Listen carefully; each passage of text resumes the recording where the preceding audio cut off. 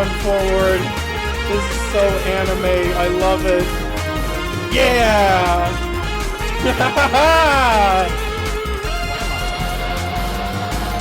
Oops.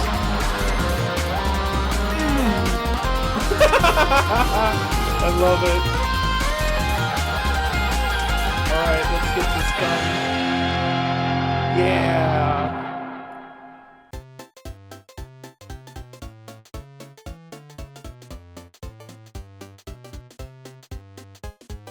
After starting development in March 2018, the full version of Pizza Tower finally released last January. I've been following the development of the game on and off for a while now, having been enticed by its cartoony aesthetic and gameplay evocative of Wario Land 4, which I played the dickens out of when I was a kid. Now that it's out, I can confidently say that it's that and more. Pizza Tower adds a heaping spoonful of Wario Land 4, a dash of Sonic the Hedgehog, and even a pinch of Devil May Cry to make a video game pizza fit for a king. Let's talk mechanics. Your player character, Peppino, can of course jump like any Italian worth his salt, as well as do a ground pound from there. He can even grab enemies and toss them away. The most important core mechanic, however, is the dash. Peppino books it, building up speed for as long as the right trigger is held. While dashing, Peppino can barrel through blocks and enemies. He can even run up vertical walls. Many of his moves transition from the dash, such as jumping from wall to wall or diving from the air. He can even jump super high by pressing up while dashing. Dashing is necessary for overcoming the obstacles of Pizza Tower. Each obstacle turns into a mini puzzle as you figure out which tool is best for the job. Once you get to the end of the stage, you must run back to the entrance before time runs out, a la Wario Land 4. Here, your ability to speed through a level is really put to the test. Linking skills together ensures you're able to get to the end in ample time. Like in Sonic the Hedgehog, rushing through levels relies on your dexterity, reflexes, and your ability to read all the signs and symbols in the level. See a slope? You can run up the wall without having to jump up first. Once you learn every sign, you can more quickly respond to it. When you're bolting through the stage, knocking over enemies, and leaping from platform to platform, you feel like a platforming god. Yeah!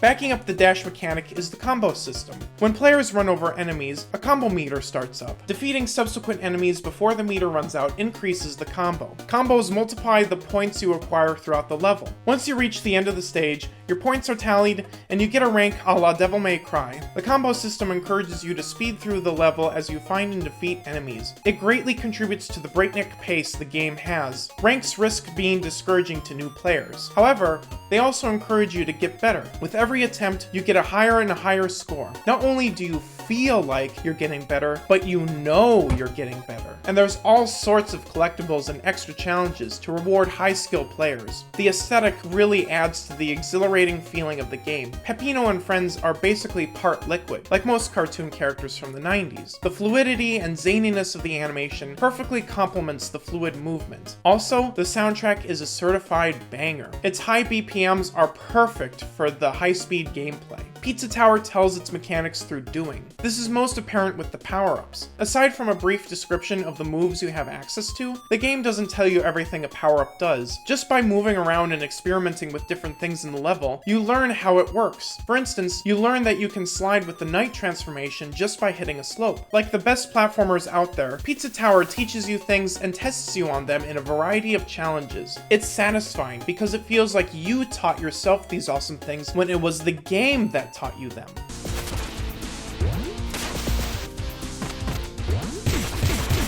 Whoa!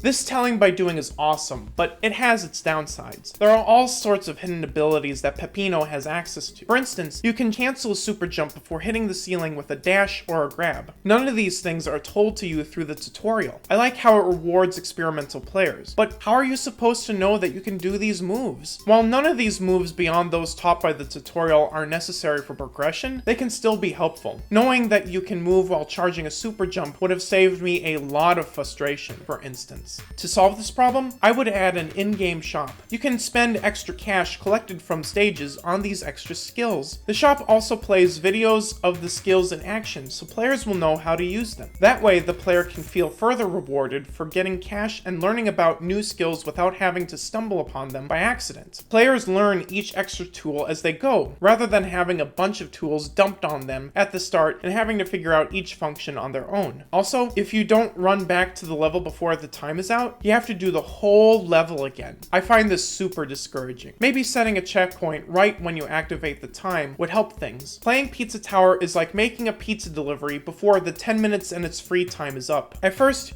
you never feel fully in control as you barrel through the levels. However, once you experiment and learn the ins and outs of the game, you start getting back control. You feel powerful as you chase the highs of the combo meter. Adding to the satisfaction is the idea that you're learning on your own, even though the game is guiding you to mastery. Pizza Tower takes the best of Wario Land 4, Sonic the Hedgehog, and Devil May Cry to make a playable 90s cartoon of epic proportions.